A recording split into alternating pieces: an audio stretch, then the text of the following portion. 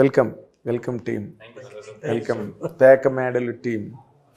అంటే నార్మల్గా పేక మేడలు అని ఎందుకు పెట్టారో నాకు తెలియదు, కానీ నాకు తెలిసిన అర్థం ఏంటంటే పేక మేడలు అంటే కూలిపోతాయి, అవి గాలిలో మేడలు పేక మేడలు అంటారు కదా. మీరు ఎందుకు పెట్టారు ఈ సినిమాకి టైటిల్? సార్ అదే సార్ మీరు అన్నట్టుగానే కొన్ని సంవత్సరాలు నిలబడడానికి కొంచెం రియలిస్టిక్గా అంటే ట్రై చేస్తూ ఉంటాయి. దాంట్లో గాలి మేడలు కట్టేవాళ్ళు యాడ్ అయితే ఆ సంవత్సరాలు అక్కడే కూలిపోతూ ఉంటాయి. సో ఎప్పటికీ వాళ్ళు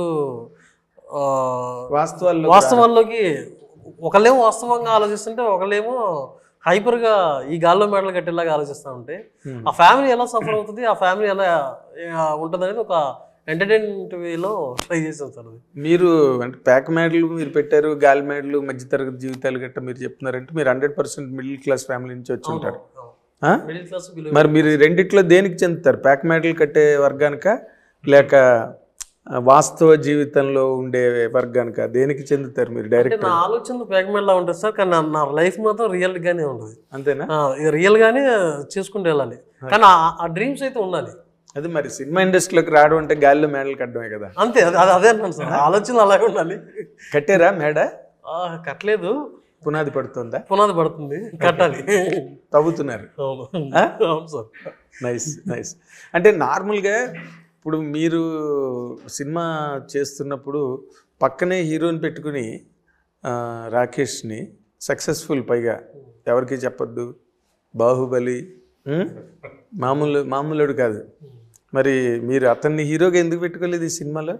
అంటే రిచ్ అయిపోతాడేనా? రిచ్గా సార్ క్యారెక్టర్కి ఉండే అవసరాన్ని బట్టి పెట్టుకోలేదు, అంతేనా?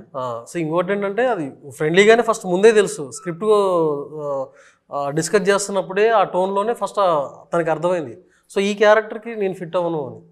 సో తను కూడా ఒక ఫిల్మ్ మేకర్ లాగా ఆలోచిస్తాడు. సో దానివల్ల నాకు చాలా హెల్ప్ అయింది. అంటే నేను రాకేష్ నువ్వు సెట్ అవ్వు అని చెప్పడానికి నేనే ఫీల్ అవ్వలేదు. మొత్తానికి నువ్వు సెట్ అవ్వని అంటే నీ కథ చెప్పకముందే రాకేష్ నువ్వు సెట్ అవ్వవు ఈ కథకి అన్నట్టుగా నేను నా ఫ్రెండ్ త్రూ ద్వారా ఇన్ఫర్మేషన్ పంపించాను. సో పర్లేదు మన బ్యానర్లో చేద్దాం, ఫస్ట్ కథ విందాం అన్నట్టుగా అన్నారు. సో కథ విన్న తర్వాత నువ్వు అన్నది కరెక్టే, దీనికి వేరే వాళ్ళని చూద్దాము అన్నట్టు. రీజన్ ఏంటంటే సార్, ఇది ఈ క్యారెక్టర్ ఏదైతే ఉందో లక్ష్మణ్ క్యారెక్టర్ అనేది, సో అది one of the worst character అనమాట. అంటే మా సినిమాలో సో అంతకంటే వరస్ట్ క్యారెక్టర్ ఇంకెవరు ఉండరు అనే పోర్ట్రేట్ చేసే క్యారెక్టర్. మీ జీవితంలో ఏమైనా చూసారా? చాలా చూసాను ఇలా. సో అలాంటి క్యారెక్టర్ ఫిజికల్గా మంచి హుందాగా ఉన్నారనుకోండి, ఇప్పుడు నాలంటోడు చిన్నవాడో లేకపోతే బస్తీలో ఖాళీగా తిరిగేవాడు కొట్టలేడు తిట్టలేడు, అది మనకి రియలిస్టిక్ కూడా యాప్ట్ అవ్వదు. కొంతవరకు అయినా కానీ కొంత తర్వాత ఇదేంటి వీడు కూడా వీడిని తిడతాడా అన్న ఫీలింగ్ వస్తూ ఉంది.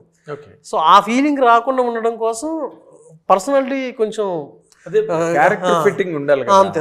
సో ఆ పాయింట్ ఆఫ్ వ్యూలో ఆయన ప్రొడ్యూసర్ అని ఆయన్ని సినిమాలో హీరోగా పెడితే ఏరోప్లేన్ తందు కదా అని తను డ్రైవ్ చేసినట్టు ఉంటుంది,